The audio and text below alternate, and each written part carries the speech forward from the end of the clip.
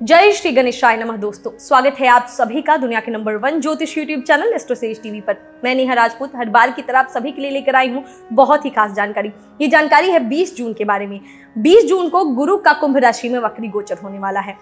हम सभी जानते हैं कि ज्योतिष शास्त्र में वक्री किसी न किसी तरह से हमेशा चुनौतीपूर्ण रहा है, क्योंकि यह आपके जीवन के कुछ कार्यों पर विराम लगा देता है और संबंधित ग्रह द्वारा शासित क्षेत्रों में आपको समीक्षा, पूर्ण मूल्यांकन और संशोधन करने का जो है वजह देता है, को मजबूर कर देता है। बृहस्पति भाग्य और प्रचुरता का कारक ग्रह माना जाता है। जब यह ग्रह वक्री होता है तो उसकी गति धीमी हो जाती है, जिससे व्यक्ति निराशा की तुलना में ज्ञान अधिक प्राप्त करता है। सौभाग्य, शिक्षा, दर्शन और अभ्यास को दर्शाने वाला यह ग्रह जब वक्री होता है तो व्यक्ति आंतरिक विकास की ओर बढ़ता है। गुरु प्रत्येक वर्ष वक्री होता है और इस दौरान जो वृद्धि सामान्य रूप से बाहर की ओर निर्देशित होती है वह अंदर की ओर मुड़ जाती है। हमारे रोजमर्रा के जीवन में अच्छी तरह से बढ़ने वाली चीजें धीमी या मंद हो जाती हैं, जो हमें चीजों के विभिन्न पहलुओं और हमारी समस्याओं को दूर करने के नए तरीकों पर विचार करने के लिए हमें मजबूर करती है। जब गुरु कुंभ राशि में वक्री होगा तो हम जिन कामों को करना चाहते हैं या जिन क्षेत्रों में आगे बढ़ना चाहते हैं उनकी समीक्षा करने का हमें समय मिलेगा। और फिर मार्गी जब गुरु होता है तो उस दौरान अपनी समीक्षाओं को कार्य रूप में परिणित करके हम जीवन में आने वाली चुनौतियों से लड़ पाते हैं। इसीलिए गुरु वक्री हमें अपनी योजनाओं के विकास और उन्नति के लिए तैयार करता है, जिससे हमें बेहतर सफलता प्राप्त करने में मदद मिलती है। गुरु हर 13 महीना में लगभग 4 महीने के लिए वक्री हो जाता है। इस गोचर अवधि के दौरान हम अपनी मान्यताओं, मूल्यों पर काम करते हैं और समाज के बने बनाए ढर्रे से निकलने की कोशिश करते हैं। वक्री गुरु सट्टेबाजी, निवेश या जुए के लिए अनुकूल नहीं माना जाता, क्योंकि हम इस अवधि के दौरान जीतने की हमारी संभावना जो है वो कम हो जाती है। तो किस समय ये गोचर हो रहा है ये जानिए। 20 जून 2021 को गुरु ग्रह जो है कुंभ राशि में वक्री हो जाएगा और 14 सितंबर 2021 को यह मार्गी गति शुरू करेगा। इसके बाद यह मकर राशि में प्रवेश करेगा। तो ये समय है जब जो है कुंभ राशि में गुरुदेव रहेंगे। तो क्या प्रभाव पड़ेगा सभी 12 राशि के जातकों पर, चलिए आपको बताते हैं। यह राशिफल आपकी चंद्र राशि यानी मून साइन पे बेस्ड है, यानी चंद्रमा को आधार मानकर ही चंद्र राशि पर आप इसको देख सकते हैं अपने जो है इस राशिफल को। तो आपको सबसे पहले बताते हैं मेष राशि वालों को क्या फल मिलेगा। लेकिन उससे पहले बहुत सारे लोगों के जीवन में ग्रहों की वजह से समस्याएं होती हैं, वो उन समस्याओं को समझ नहीं पाते, चाहे आर्थिक हो, शारीरिक हो, चाहे आपके पारिवारिक जीवन में बहुत तरीके की समस्याएं आती हैं। उन समस्याओं को आप समझ नहीं पाते और सोचते हैं कि ऐसा क्या गलत किया कि हमारे साथ ये प्रॉब्लम्स चल रही हैं। तो आपको अगर नहीं समझ में आ रहा है तो हम आपके लिए हमेशा मौजूद हैं। नीचे डिस्क्रिप्शन बॉक्स में लिंक दिया गया है, उस लिंक पर क्लिक करके आप हमसे बात कर सकते हैं। वीडियो में आंसर नहीं कर पाते हैं, माफ़ी चाहेंगे, क्योंकि आपकी निजता का सम्मान करते हैं और बहुत सारी चीज़ें हैं जो हम आपसे 1 to 1 ही डिस्कशन कर सकते हैं। तो आपको हमारे साथ जुड़ना होगा, या तो आप टेलीफोनिक तरीके से आप जुड़ सकते हैं, बात करके जुड़ सकते हैं, चैट के द्वारा जुड़ सकते हैं। तो नीचे डिस्क्रिप्शन बॉक्स में एस्ट्रोसेज वार्ता का लिंक दिया है, वहाँ क्लिक करें, हमसे बात करें और अपनी समस्याओं का समाधान पाएं। बाकी फिलहाल जानिए अपना राशिफल, जो कि जब गुरुदेव चलेंगे कुंभ राशि में वक्री गति में चलेंगे तो क्या प्रभाव पड़ेगा आपके जीवन पे, ये जानिए। तो मेष राशि वाले, आपके लिए जो है गुरु 9वें और 12वें घर का स्वामी है और आय, लाभ और इच्छा के आपके 11वें घर में वक्री गोचर करेगा। 11वें घर में गुरु का होना यह दर्शाता है कि आपको अपनी इच्छाओं, उम्मीदों और सपनों को पूरा करने में इस दौरान कठिनाई होगी। इस अवधि के दौरान आप जो भी उम्मीद कर रहे हैं उसे पूरा होने में देरी हो सकती है, या आपको अपनी उम्मीद के अनुसार फल प्राप्त नहीं होंगे। आर्थिक रूप से आपको कुछ समस्याओं का सामना करना पड़ सकता है और भविष्य में आपके खर्चों में भी वृद्धि होने की संभावना है। आपके प्रेम संबंधों पर नजर डाली जाए तो इस दौरान संगी के लिए आपके पास पर्याप्त समय नहीं होगा। आपको सलाह दी जाती है कि किसी भी तरह की गलतफहमी से बचने के लिए अपने जीवन साथी के साथ उचित संचार बनाए रखें और उन्हें समय दें। विवाहित जातक यदि अपने परिवार का विस्तार करना चाहते हैं तो उन्हें गुरु के मार्गी होने तक का इंतजार करना चाहिए। स्वास्थ्य जीवन पर नजर डाली जाए तो यह आपके लिए एक अनुकूल समय अवधि है। आपको उचित आहार और स्वस्थ जीवन शैली बनाए रखने की सलाह दी जाती है। उपाय के तौर पर श्री रुद्रम का पाठ करें, आपके लिए बहुत कारगर रहेगा। बढ़ते हैं अगली राशि की तरफ, यानी हम बात करेंगे वृषभ राशि। वृषभ राशि के जातकों के लिए बृहस्पति इनके 8वें और 11वें भाव का स्वामी है और यह करियर, नाम और प्रसिद्धि के 10वें घर में स्थानांतरित हो रहा है। 10वें घर में गुरु के वक्री गोचर के दौरान आपको अपना धैर्य स्तर जो है बनाए रखना होगा और कोई भी कार्य करते समय सावधान रहना होगा, क्योंकि इस अवधि में आपको बहुत संघर्ष करना पड़ सकता है। आपको ये सलाह दी जाती है कि अपनी वाणी और शब्दों पर ध्यान दें और सभी का सम्मान करें। व्यवसायिक और पेशेवर जीवन को लेकर आपको सलाह दी जाती है कि कोई भी नई परियोजना इस दौरान शुरू ना करें। कार्यक्षेत्र में भले ही स्थितियां इस दौरान आपके अनुकूल ना हो, लेकिन जॉब चेंज करने की बात इस दौरान अपने ख्याल में न लाएं। हालांकि कारोबारियों को इस दौरान लाभ मिलने की पूरी संभावना है। लाभ की राशि मिलने में थोड़ा विलंब होने की संभावना भी दिख रही है। पारिवारिक वातावरण आपके लिए अनुकूल रहेगा, क्योंकि इस अवधि में आपके परिवार में सुख और शांति की वृद्धि होगी। उपाय के तौर पर गुरुवार का व्रत करना आपके लिए लाभदायक सिद्ध होगा। अब बात करते हैं मिथुन राशि के जातकों की। मिथुन राशि के जातकों के लिए गुरु 7वें और 10वें घर का स्वामी है और धर्म, अंतर्राष्ट्रीय यात्राओं और भाग्य के 9वें घर में यह गोचर कर रहा है। वक्री गुरु जब 9वें घर में होगा तो यह उच्च शिक्षा प्राप्त करने वाले विद्यार्थियों के लिए अशांति पैदा करेगा, लेकिन धीरे धीरे शिक्षा के क्षेत्र में इस राशि के जातकों को सुधार देखने को मिलेगा। आपकी शिक्षा पूरी हो सकती है, लेकिन संभव है कि संबंधित क्षेत्र में आपका करियर न बने। 9वें घर में गुरु का वक्री एक अलग विश्वास प्रणाली देता है। इस दौरान आप अपने गुरुओं से हटकर विचार बना सकते हैं। इस गोचर के दौरान आपको कानूनी प्रणाली के साथ कुछ समस्याएं हो सकती हैं। पेशेवर जीवन पर नजर डालें तो यदि आपके पास नौकरी नहीं है तो आपके पास जो नौकरी है वह संतोषजनक नहीं है, तो आपको एक नया अवसर मिल सकता है, लेकिन आपको धैर्य रखने की सलाह दी जाती है, क्योंकि इसमें कुछ देरी हो सकती है। इस गोचर के दौरान आपका परिवार आपका सहयोग करेगा और संतान और भाइयों का भी आपको पूरा साथ मिलेगा। आप अपनी कड़ी मेहनत के जरिए अपनी कई भौतिक इच्छाओं को पूरा कर सकते हैं और आपको उन समस्याओं से राहत मिलेगी जो आपने पहले झेली हैं। उपाय के तौर पर गुरुवार के दिन माथे पर केसर या हल्दी का टीका लगाएं। अब बात करते हैं कर्क राशि के जातकों की। कर्क राशि के जातकों के लिए गुरु 6ठे और 10वें घर का स्वामी और यह संयुक्त उद्यम, कर, बीमा, ऋण और मृत्यु के 8वें घर में गोचर कर रहा है। अष्टम भाव में गुरु हो तो जातक को कर राशि में लाभ दे सकता है, लेकिन इसमें देरी भी होगी। बीमा लाभ प्राप्त करने के लिए आपको अतिरिक्त प्रयास करने की आवश्यकता है। हालांकि आप अपनी यौन इच्छाओं के प्रति बहुत सक्रिय होंगे, लेकिन गुरु के वक्री होने के कारण यौन जीवन में कुछ असंतोष हो सकता है। आध्यात्मिक विषयों को लेकर आप में बेचैनी देखी जा सकती है। इस दौरान आध्यात्मिक क्षेत्र में आगे बढ़ने में आपको दिक्कतें आ सकती हैं। स्वास्थ्य के लिहाज से आपको ये सलाह दी जाती है कि जितना हो सके अपनी सेहत के प्रति सतर्क रहें, क्योंकि इस दौरान आपको स्वास्थ्य संबंधी परेशानियां हो सकती हैं। अपनी ऊर्जा को बेवजह के कामों में इस दौरान बर्बाद करने से आपको बचना चाहिए। उपाय क्या करना है? गुरु के बीज मंत्र ओम ग्राम ग्रीम ग्रोम सह गुरुवे नमः, इसका पाठ करें। अब बात करते हैं सिंह राशि के जातकों की। सिंह राशि के जातकों के लिए गुरु 5वें और 8वें भाव का स्वामी है और शादी और साझेदारी के 7वें घर में इसका वक्री गोचर हो रहा है। वक्री गुरु इस राशि के जातकों को उदार और नैतिकतावादी साथी की तलाश करवाएगा। इस राशि के जातक प्रेम संबंध में स्वतंत्रता चाहते हैं, लेकिन गुरु के वक्री के दौरान कुछ स्वतंत्रता प्रेम के रिश्तों में देखी जा सकती है। चूंकि गुरु विवाह का कारक ग्रह है और इस दौरान यह वक्री अवस्था में रहेगा, इसीलिए कुछ जातक इस दौरान दूसरी शादी कर सकते हैं। पेशेवर रूप से देखें तो आपको नौकरी में बदलाव करने से इस दौरान बचना चाहिए, क्योंकि यह आपके लिए फायदेमंद साबित नहीं होगा।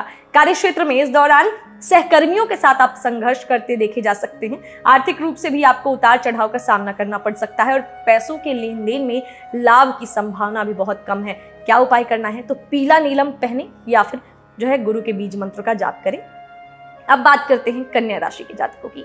कन्या राशि के जातकों के लिए गुरु 4थे और 7वें घर का स्वामी है और यह आपके 6ठे भाव में वक्री गोचर कर रहा है। 6ठा भाव संघर्ष, अप्रिय काम, तलाक, शत्रुओं आदि का कारक माना जाता है। इस गोचर के दौरान कन्या राशि के जातक शारीरिक और मानसिक रूप से मजबूत नजर आएंगे।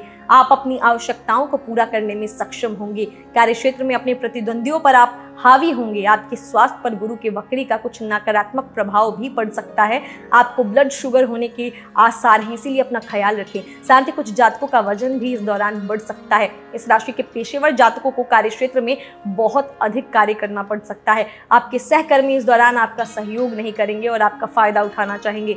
अगर आप किसी तरह की प्रतियोगी परीक्षा में शामिल हो रहे हैं तो इसमें सफलता पाने के लिए आपको बहुत कड़ी मेहनत करने की जरूरत होगी। इस राशि के जातकों को शादीशुदा जीवन में कुछ दिक्कतों का सामना भी करना पड़ सकता है। उपाय के तौर पर गुरु स्तोत्र का पाठ करेंगे, आपके लिए बहुत कारगर रहेगा। चलिए अब बात करते हैं अगली राशि की, यानी तुला राशि के जातकों की।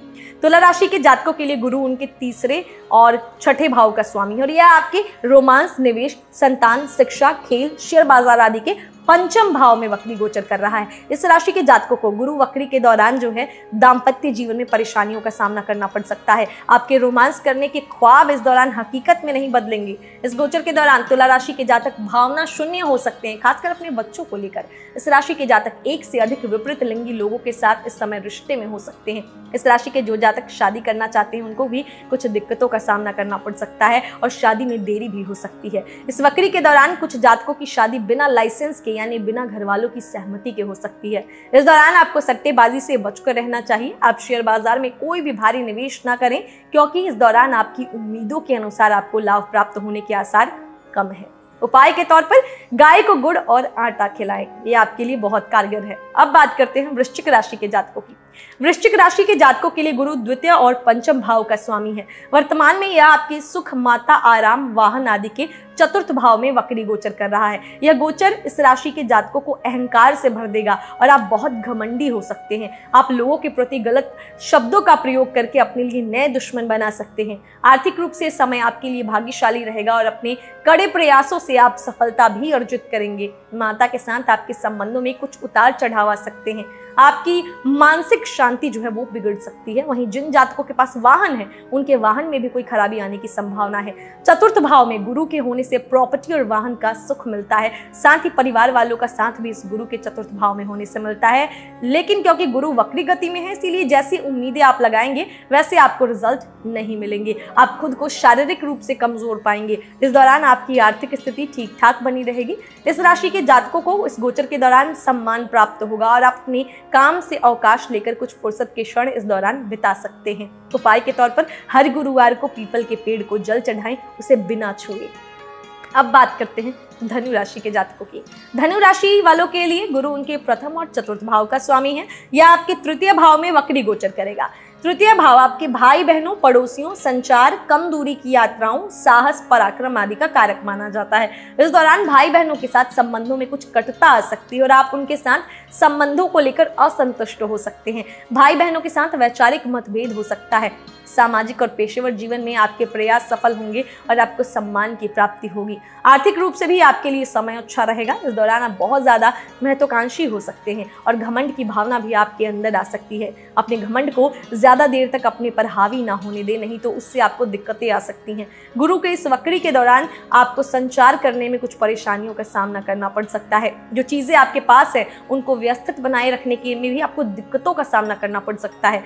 चीजों को कैसे व्यवस्थित रखना है इसके लिए आपको नए तरीके सीखने चाहिए। उपाय के तौर पर रुद्राभिषेकम का पाठ करें। रुद्राभिषेकम का पाठ करेंगे तो परेशानी आपसे दूर जाएंगी। अब बात करते हैं मकर राशि के जातकों की। मकर राशि के जातकों के लिए गुरु उनके द्वादश और तृतीय भाव का स्वामी है। वर्तमान स्थिति में यह आपके परिवार, वाणी, संचार आदि के द्वितीय भाव में वक्री गति करेगा। इस गोचर के दौरान आपको कुछ अनचाहे खर्च करने पड़ सकते हैं। वित्तीय असंतुलन के कारण आपकी जीवन शैली में भी इस दौरान बदलाव आ सकते हैं। गुरु के इस गोचर के दौरान आपको पैतृक संपत्ति मिलने की पूरी संभावना है, लेकिन आपको पता नहीं होगा कि आपको इस संपत्ति का सही इस्तेमाल कैसे करना है। इस गोचर के दौरान आप अपनी सुरक्षा को लेकर संवेदनशील हो सकते हैं। आप इस दौरान अपने पारिवारिक मूल्यों के बारे में सोच विचार तो अवश्य करेंगे, लेकिन इनका पालन आप नहीं करना चाहेंगे। उपाय के तौर पर गुरुवार के दिन पीले चावल बनाएं और लोगों में बांटें। अब बात करते हैं कुंभ राशि के जातकों की।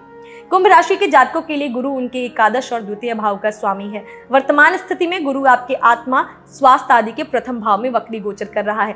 गुरु के इस वक्री गोचर के दौरान आपको स्वास्थ्य संबंधी परेशानियां हो सकती हैं। ज्योतिष में गुरु को उदर का कारक ग्रह माना जाता है, इसलिए उदर से संबंधी आपको कुछ स्वास्थ्य दिक्कतें आ सकती हैं। इस राशि के लोग इस दौरान खुद पर ही संदेह कर सकते हैं, क्योंकि आप अपने आसपास के लोगों को समझने में सक्षम नहीं होंगे और कुछ लोग आपको धोखा भी दे सकते हैं। वक्री गुरु आपको वह सभी लाभ और सुरक्षा नहीं देगा जिसकी आप उम्मीद कर रहे थे, और आपके जीवन में अवसरों और भाग्य में भी यह कमी ला सकता है। हालांकि आपके प्रथम भाव में गुरु के वक्री होने से बौद्धिक रूप से आप मजबूत हो सकते हैं। यह आपको अच्छे गुण भी देगा, यह आपको आकर्षक बनाएगा और आपके स्वास्थ्य में सुधार करेगा। और इस परिवर्तन के दौरान सार्वजनिक रूप से और सामाजिक रूप से आपकी उपस्थिति को भी मजबूत बनाएगा। उपाय के तौर पर गुरुवार को छात्रों को पढ़ने की सामग्री भेंट करें।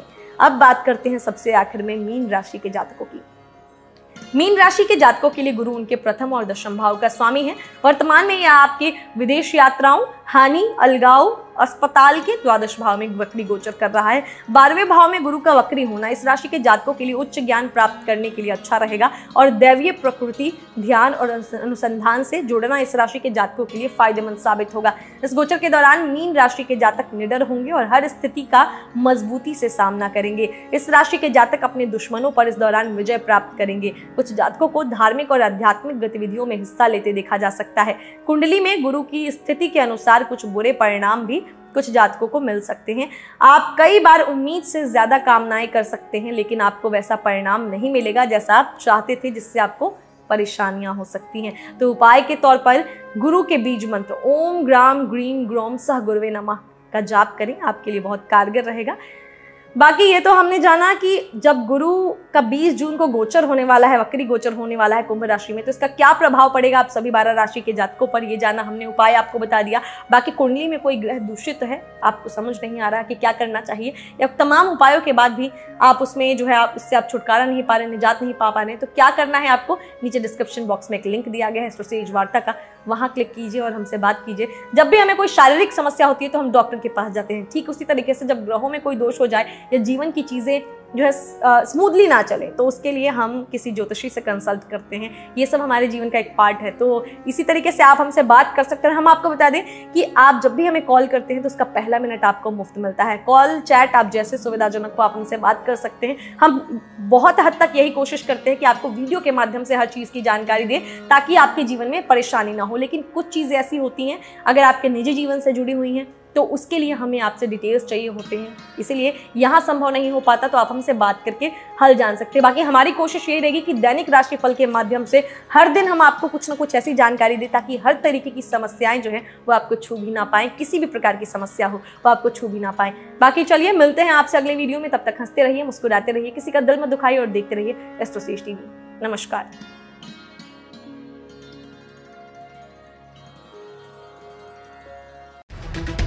For regular updates, follow our Instagram page right now.